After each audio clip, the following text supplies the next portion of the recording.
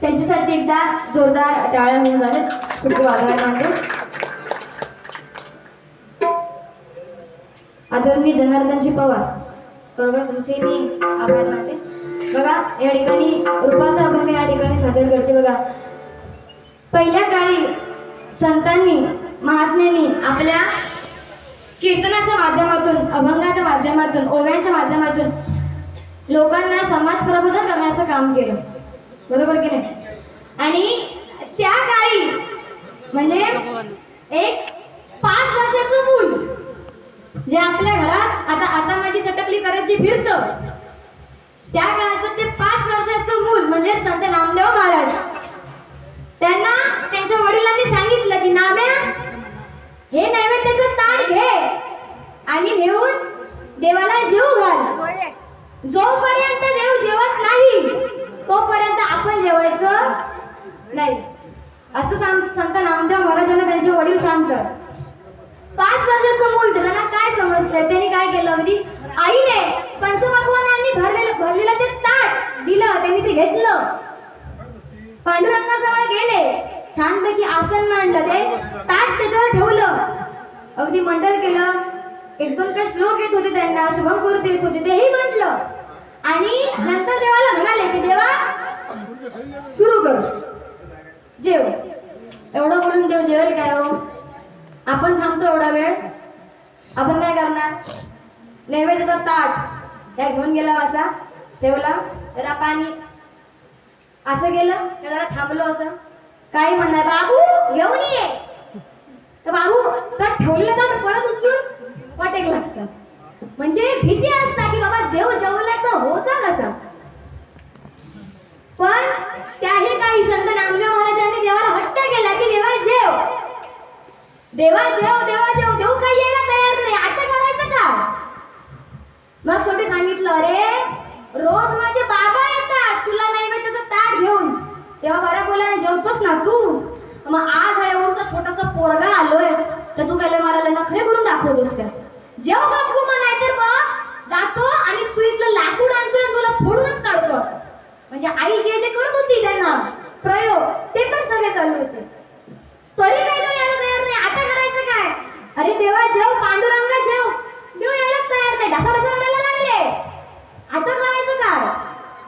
शेवटी रडतायत नंतर मग शेवटी त्यांचा कंटाळा आले ते म्हणाले देवा आता जर का तू जेवला नाहीस शेवटी बाबा मला आले नंतर विचारलं की नाम्या देव जेवला काय रे. मी सांगितलं की बाबा नाही देव नाही जेवला. मग मी जेव्हा त्यांना असं सांगेन तेव्हा मला फुकट त्यांच्या हातचा मार खावा हा लागणारच आहे.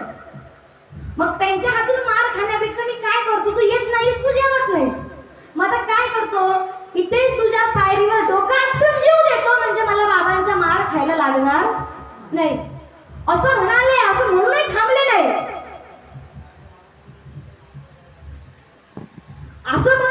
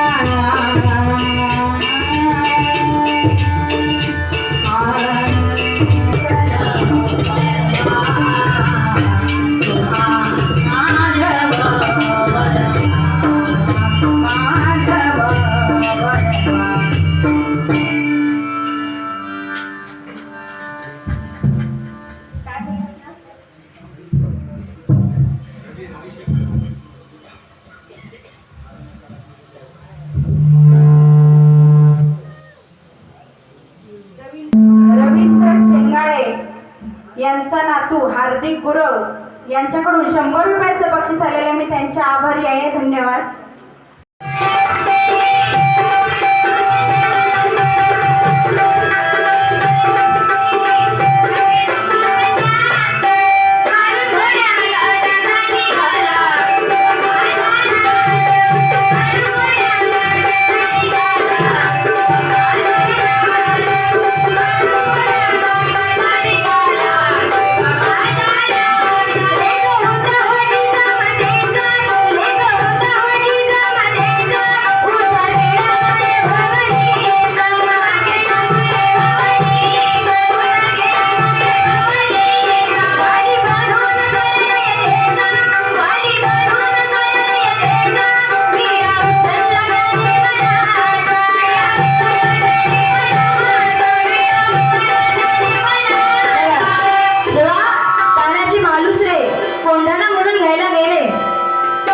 तेव्हा त्यांच्या मुलाचं लग्न होतं, मुलाच्या अंगाला हळद लागली आहे, पण छत्रपती शिवाजी महाराजांचं बोलावणं आलंय म्हणून त्यांच्या एका शब्दावर तानाजी मालुसरे जायला निघाले. असं नाही म्हणाले की बाबा माझ्या मुलाच्या अंगाला हळद लागली मी कसा जाऊ,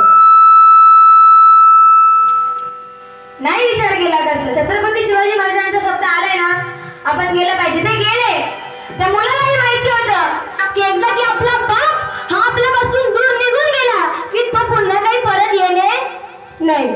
पण तरी सुद्धा छत्रपती शिवाजी महाराजांनी आज त्यांच्यामुळेच आज आपण या ठिकाणी स्वतंत्रपणे हे भजन करतोय, नामस्मरण करतोय. तुम्हाला आम्हाला प्रत्येकाला स्वतंत्र हे जे काही लावलेलं आहे ती संपूर्ण पण छत्रपती शिवाजी महाराजांची देण आहे, बरोबर की नाही. म्हणून मी काय म्हणते बघा,